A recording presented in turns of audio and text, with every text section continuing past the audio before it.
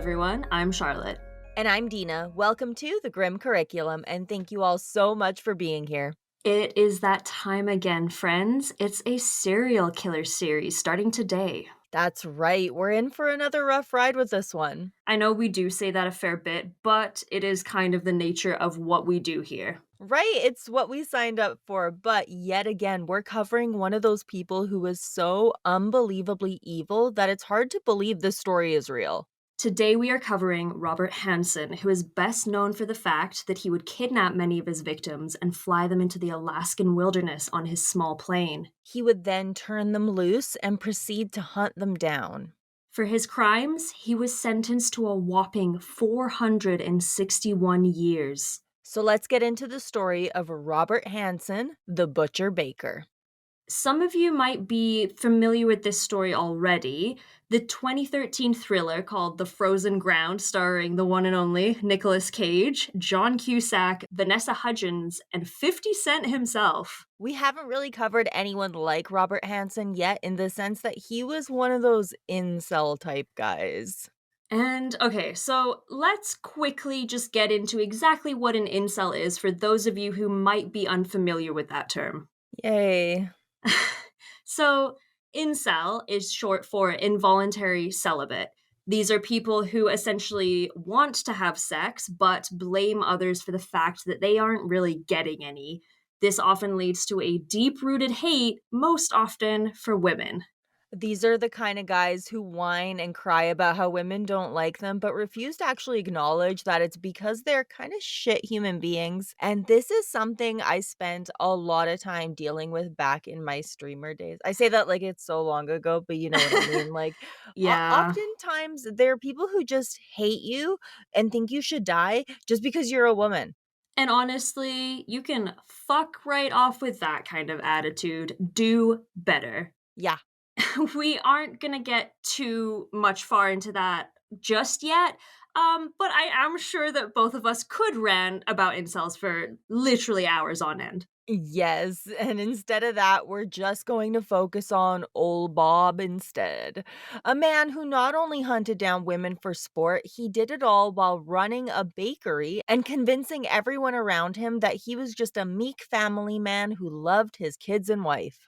The total number of his victims is unknown, although it has been agreed upon that the number is around 17 to 21, but that doesn't include all of the sexual assaults he's committed. Like we mentioned before, this case takes us all the way to Anchorage, Alaska. We actually have some listeners from Alaska, so hi! Hello! I know we're getting into some pretty dark stuff today, but I have to say I have always wanted to visit Alaska. On the way to Jasper National Park, there's a sign that says Scenic Route to Alaska, and I have always wanted to take it. My sister lives up north and she's taken it a few times and she said it gets very almost scary remote. There's no cell service and it's complete mountainous wilderness for literally like hundreds of kilometers with no services, no gas stations, nothing in between. Also, if you didn't know, up near Grand Cache, there is a medium security prison up in the mountains as Mhm. well. And about 15 years ago, my parents and my sister and some friends of theirs drove all the way up to Alaska from where we are in Alberta, and they camped nearly the whole way. But all that to say, the idea of being kidnapped and then taken into one of the most remote and unforgiving places on the planet is like something from a horror movie. And I know we say that a lot, but it definitely sounds like a Stephen King thriller or something. Oh, absolutely. Robert Hansen's crimes spanned from 1971 to 1983. So, first of all, let's take a second to talk about what Anchorage, Alaska was like in the 1970s. The building of the Trans-Alaskan Pipeline began in the middle part of the decade, and along with it came a population boom. Along with the increase in population came a huge spike in crime. Many of the people who arrived at Anchorage were there for work and were eager to relax in their downtime, often in the form of going out to bars for a few drinks after work. The fact that it was so out of the way appealed to many folks who wanted to get away from the busyness of the cities. It also became a place where people who were either hiding from something or on the run would go. Not everyone who arrived there had plans to stay forever. A lot of folks would work there over the summer or just stay until they had enough money saved up to leave and settle somewhere else. It wasn't uncommon that people wouldn't get too attached and that someone would just up and leave, and that was a fairly regular thing. During this time, Anchorage also saw a huge increase in sex workers, many of whom would usually only work there for a couple of months and then leave. This is where Robert Hansen would find his victims. And it goes without saying, but we're going to slap a big old trigger warning on this one because we're going to be covering some of his victims in this episode. Yes, this story may not be for everyone, and we more than understand. As always, we're going to take things to the beginning. Robert Christian Hansen was born on February 15th, 1939, in Estherville, Iowa, to Edna and Christian Hansen. We don't know a whole lot about Edna, but we do know that she was a pretty quiet woman and a fairly typical 1930s housewife. Robert's father was a strict Danish immigrant who believed in all work and no play. He was a baker by trade, and it wasn't long until little Bob began working in the bakery himself. It shouldn't come as a surprise that he and his father didn't really get along, although they did spend much of their free time engaging in their favorite pastime, hunting. And this isn't just hunting for food, this is big game hunting for sport. From a very young age, he would work long hours with his father. By the time he was a teenager, he was spending essentially all of his free time working, which left little room in his schedule for things like hanging out with friends or going on dates. It also didn't help that he was pretty small for his age and had severe acne. He would often refer to his face as one big pimple. If he wasn't being bullied for his skin, he was being laughed at whenever he spoke. Robert had a severe stutter. About his youth, he said, From the scars and so forth on my face, you can probably see, I could see why girls wouldn't want to get close to me. During my junior high or high school days, I could not control my speech at all. I was always so embarrassed and upset with it from people making fun of me that I hated the word school. and let's take a second to talk about how he developed this stutter. This is from a time when kids were punished for being left handed. And unfortunately for Robert, he was amongst these kids. He was severely punished by both his father and teachers for his left handedness, and the trauma of this caused him to start stuttering. And this would continue on into adulthood. It honestly doesn't surprise me that this traumatized him this bad because my granddad often talks about his experiences with Catholic school, and he was, surprise, surprise, also left handed. He said many times that he was punished and berated by his teachers if they caught him either, like using it to write or draw or use tools in woodworking class. Because, especially in Catholic schools, left handedness was seen as like sinful or from the devil. So That's so dramatic. it really is. And can I sneak this in here? Fun fact, if you know anything about optometry or you're a glasses or a contacts wearer, you might notice that on your prescription, it'll say OD and OS, and Uh-huh. OD means right eye, OS means left eye. And this comes from the Latin oculus dexter, dexter meaning right handed because it's dexterous, and oculus sinister, sinister meaning left handed from the devil. So, fun fact for you there. I I don't know where that came from, but I love it. Fun facts with Charlotte. But anyway, I guess, back like, to Robert. I wish you could see me because, like, my jaw was dropped and I was just, like, taking in all of this information. I am left-handed. Really? I am right Yes. handed. But I remember in elementary, like, I didn't understand it then, but looking back now, it makes sense. I remember them, like, taking me aside, and I'd sat in the library with, like, some random lady, and she would put a bunch of stuff in front of me and ask me to, like, grab stuff. Like, "Oh, Oh, grab the red block," and then I would grab it, and then she would, like, write down what hand I used.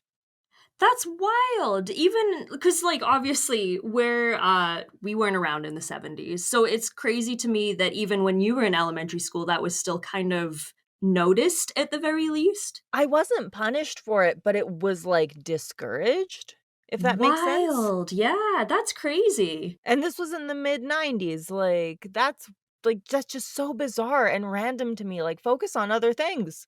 No kidding. Anyway, back to Robert. Yes. He didn't have too many friends, and people who knew him around this time would later say that as a child, they actually had trouble getting close to him. Anytime he attempted to talk to a girl, he would get laughed at and ridiculed. So eventually, he developed a severe hatred for the girls in his school that he found attractive. He would often fantasize about getting his revenge on them by humiliating and hurting them. So, from a very young age, he absolutely loathes women. He's so incredibly angry that they have no interest in him and that they're laughing at him. And we're very quickly going to see him acting out on this hatred. After high school, he enlisted in the United States Army Reserve, but was discharged after about a year. This was also when he lost his virginity to a sex worker. He would later complain that the entire encounter was far too businesslike and that it essentially didn't seem to him like she cared that much about him emotionally. Which, like, yeah, I doubt that she did, buddy. No kidding. To be honest, dude, she doesn't give a shit about you. She has a No, job to do and she's done it. Like, what more do you want from her, pay honestly? her and leave. Exactly. Thank you. In 1960, he met and married a young woman, but that marriage wouldn't last long. By this point in his young life, Robert was filled with rage and the desire for revenge. He was angry about being discharged from the military and for being kicked out of a volunteer role that he clearly outgrew. He obsessed over these feelings and he would just stew in his anger. And eventually he realized that he was just straight up angry at the entire town. Just, the whole damn place. He decided to take his anger out on everyone by burning down the local school bus garage. He enlisted one of the younger bakery employees to help him out, but he didn't count on the kid confessing almost immediately after. Robert maintained his innocence and convinced his father that he didn't do it. Unfortunately, his father believed him and declared to everyone who would listen that his son was being falsely accused. Many people respected Christian Hansen enough that they agreed it could not have been him. That is until Robert started saying, well, maybe I did do it. He was caught very quickly and sentenced to serve 3 years in prison. He served just under two. While he was incarcerated, his wife filed for divorce, and just like that, Bob was a bachelor yet again. Apparently, his father was so upset that he and his mother actually moved away and they bought a small camping resort in Leech Lake, Minnesota, which sounds pretty. I fucking loathe leeches. Why don't they name things after pretty things? Why did they name it Leech Lake? Like that's not very good for marketing. Name it literally like anything else. Like, name it Water Lake. It doesn't matter. Like, anything other Ugh, than Leech Lake. awful. He managed to very quickly find another wife, which is honestly quite surprising to me. And in 1963, the two decided that they wanted a fresh start, and the best place to do that was in Anchorage, Alaska. It honestly blows me away how many of these guys find wives so easily. Like, ladies, do better. You deserve far better than Robert fucking Hansen, that's Oh for my sure. goodness, absolutely. And apparently, her parents were very against this marriage. I mean, at least someone in this situation was. His new wife was very religious, and she was of that whole, like, the husband is always right mentality. So she was never one to argue with Robert or disagree with him in any way. This was also around the time that Robert just began stealing for the fun of it. However, no one knew about this secret hobby of his. He had already learned how to hide his pastimes from his family quite well. He also began spending a lot of his time at local strip clubs, and he began to enjoy the company of women who he would hire to have sex with him. And all this time, his wife truly had no idea. The two continued to display an image of a squeaky clean family. They were legitimately well liked. On the outside, Robert came off as someone who was easy to get along with. In fact, he was friends with numerous reputable men and women in their area. After his father died, Robert inherited his gun collection, and this was when he took his love of hunting to a whole other level. He ended up breaking numerous world hunting records and was well known for his talents. Along with his guns, he would often use a bow and arrow to take down his prey. And while Robert continued to play the part of a well liked family man, the depravity of his crimes was beginning to grow. In the early 1970s, he began to commit more serious crimes. He was arrested twice in 1971, first for the abduction and attempted sexual assault of a housewife whose identity seems to be unknown, and he was also arrested for the sexual assault of a sex worker. For this, he served less than 6 months. In 1977, Robert was arrested and sentenced to serve 5 years in prison for the theft of a chainsaw, and the difference in those two sentences infuriates me. It's honestly shameful how it certainly appears that the value of a chainsaw is more valuable than, the life of a woman or the safety of a woman. It's ridiculous. But it goes to show how little sex workers were regarded, right? And that's why they were the perfect victims for him because he would realize very quickly, hey, if I hurt these particular people, they don't really seem to care as much. Totally, and you guys, might have heard the term, like, "less dead," in the sense that it implies there's certain people that are not noticed when they go missing or not listened to, and it's a horrible part of a system that fails people over and over again. And we're really going to see a lot of that in this story, unfortunately. While he was incarcerated, he underwent a psychiatric evaluation. The result of it was a bipolar diagnosis for Robert. It was also reported that he had an infantile personality and was obsessed with getting back at everyone that had ever wronged him.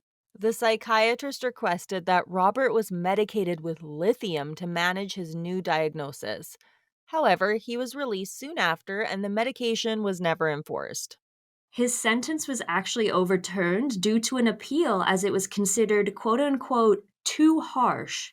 He and his wife had two children who we're not going to name in the episode for their own privacy. Their information is out there, and it doesn't look like they've really consented to it, so we're just going to omit all of that. The Hansen family moved into a lovely home on the edge of town, and things seemed to be going very well. By now, Robert had saved up enough money to open up his own bakery. It was successful, and life appeared to be very happy for the Hansens. However, things could not be further from the truth. Robert continued to set his sights on local sex workers. Oftentimes, he would make them act out fantasies that he had, featuring various sadomasochistic acts. The area where the sex workers would mostly hang out was also really close to his bakery, so his two different lives were essentially quite close together, so to speak.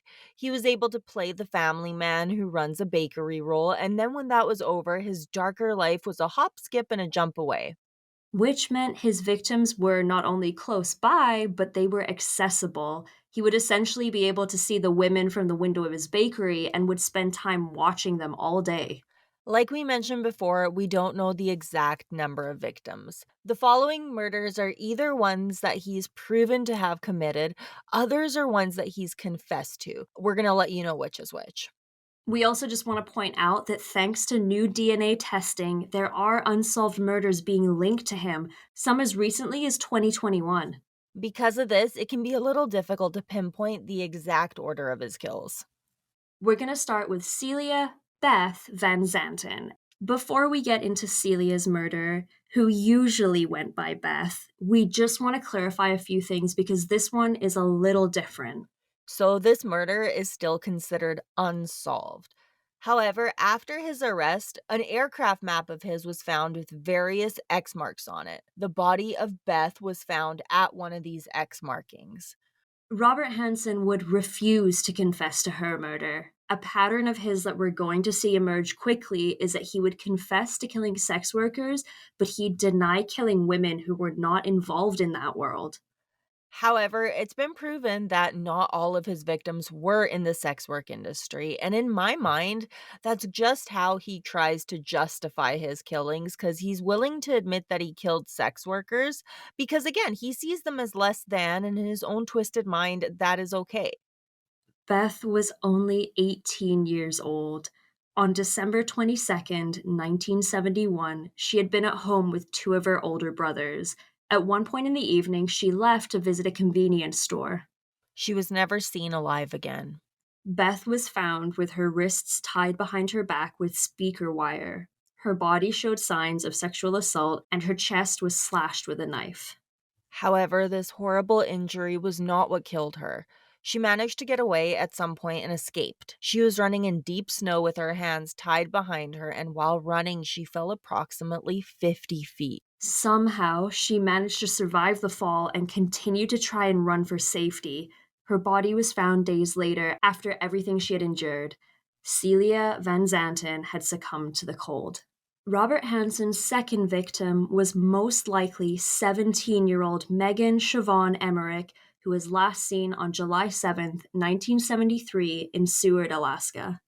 If we're going by this believed list of victims, we're going to see that he has a pretty long cooling off period after the first kill, but he's going to start to snowball very quickly. I mean, it often happens with these guys, right? Oh, 100%. The escalation is undeniable.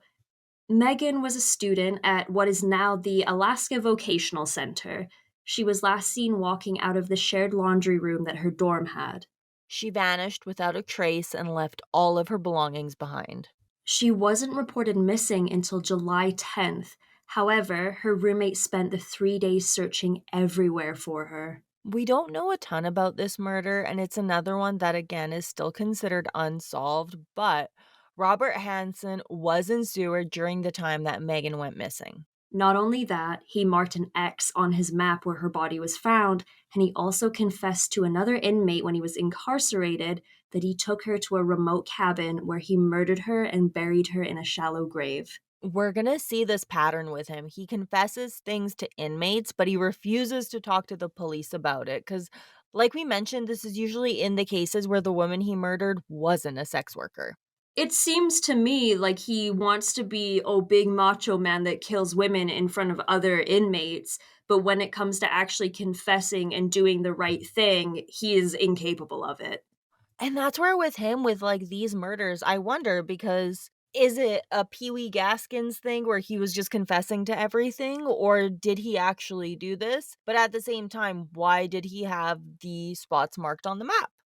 I agree 100%. I think as much as they are officially considered unsolved, to me, the fact that one, he bragged about it in prison, and two, he's literally X marked the spot. That's Mhm. really all I need to see in this particular case.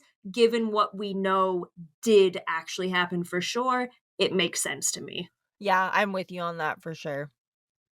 Mary Kathleen Till was a 22-year-old married woman who was also last seen in Seward.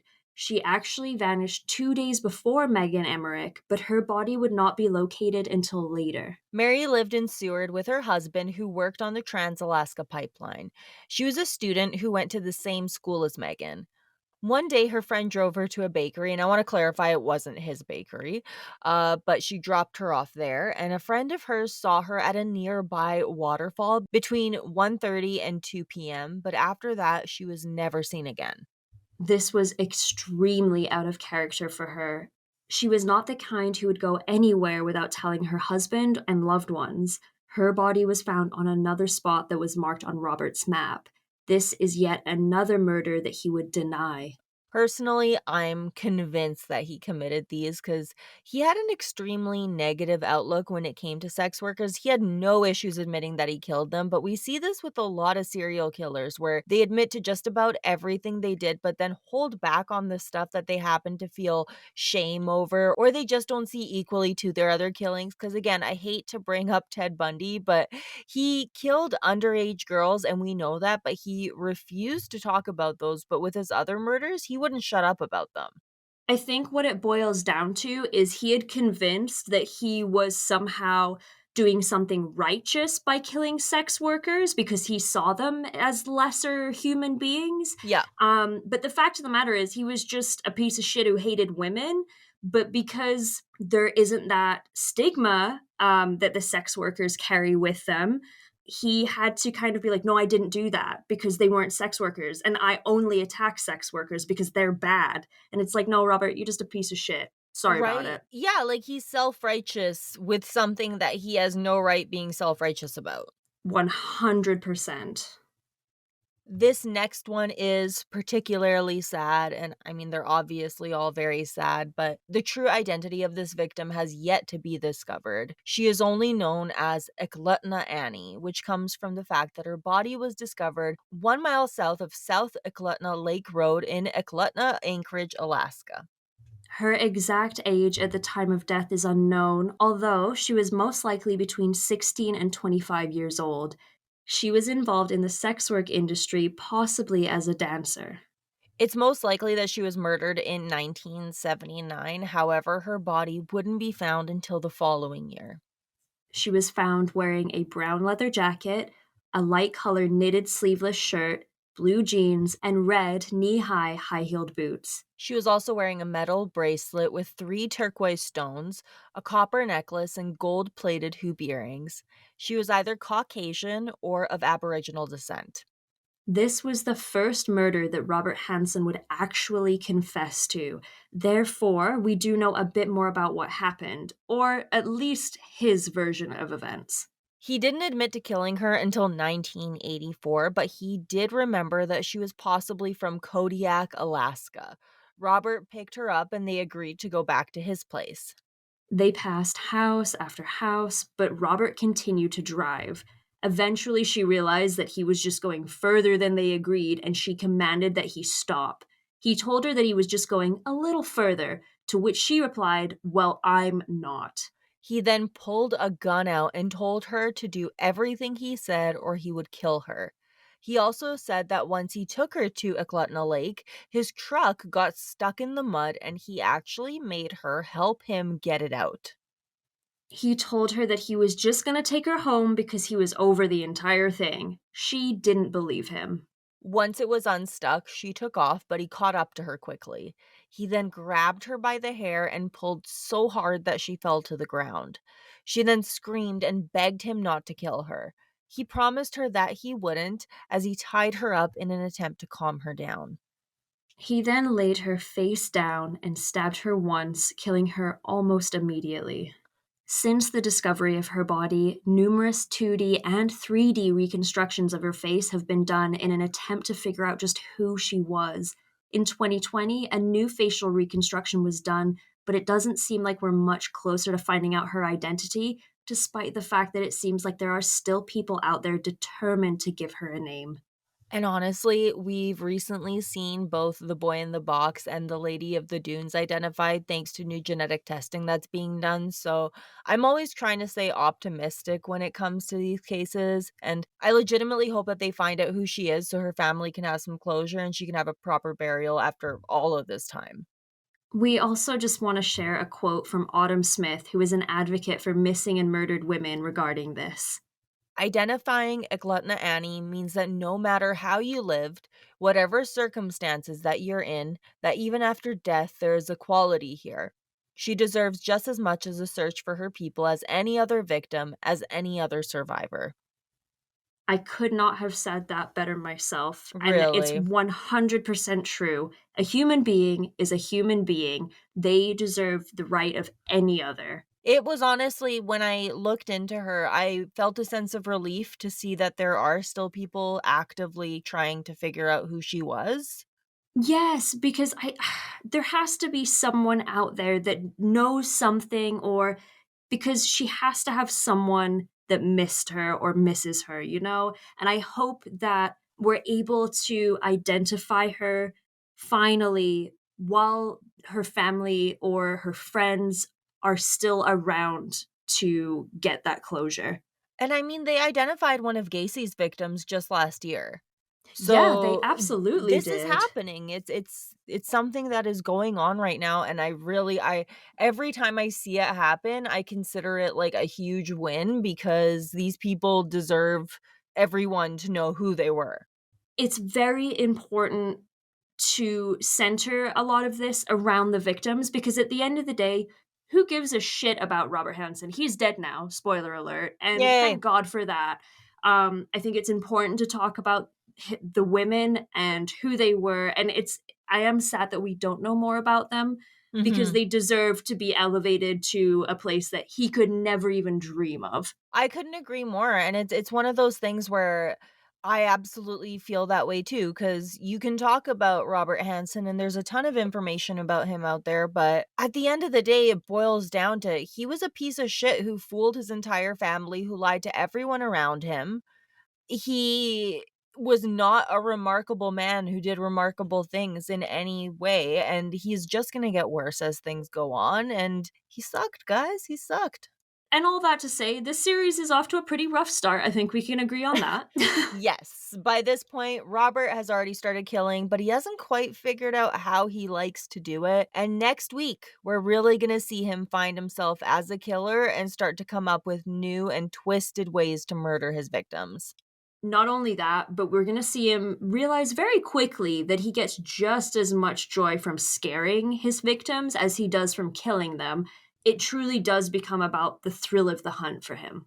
To me, Robert Hansen is one of those people who's truly evil because he really just doesn't see these women as human beings. I don't want to get too far into it, but we're really going to see this from him next week when he starts doing the whole pilot thing. And can I say something? He has the stupid ass Danny Rolling pouty look in his mugshot, which legitimately infuriates me. It pisses me off to no end when these guys look mopey and sad after they've been convicted of being, like, literal human trash bags. Oh, yeah, they're not sorry that they did what they did. They're just sorry they got caught about it, and now Mm. they're having to face the consequences of their actions. So, Exactly. we have a lot more to cover next week, folks, and it is only getting worse from here on out. If you enjoyed this episode, make sure you leave a like and a comment wherever you're listening, or a glorious and beautiful 5-star rating if you get that option. Also, if you just enjoy the podcast in general and want to support us further, please make sure you subscribe to us on our YouTube channel. We're trying to hit 600 subs there, and we are getting quite close. Yeah, fun fact, we hit the number of watch hours that we need to get partnered on there, so once we hit 1,000, we can apply, and that would be super cool. Whoop whoop.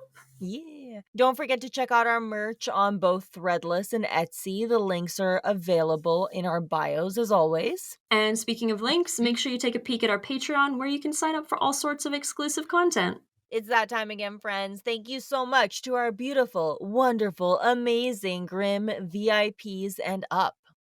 Thank you so, so much from the bottom of our little black hearts to Bob, Pink Flamingo 20, Lisa, Atlantean Jedi, Hillary, Brian, Mayhem Mudkip, Kevin, and Judy. Seriously, you are all so amazing. We appreciate you all so, so, so much. As always, thank you all so much for listening. This has been the The Grim Grim Curriculum. Curriculum. So I have maybe a well-known fact. It was new to me. But did you know the average person will shed at least 40 pounds of skin in their lifetime? And I think this is appropriate because you let me know that your snake shed today. Yes, she did. It was huge and impressive. I love it. Anyway, 40 goodbye, pounds. everybody. Bye. Bye.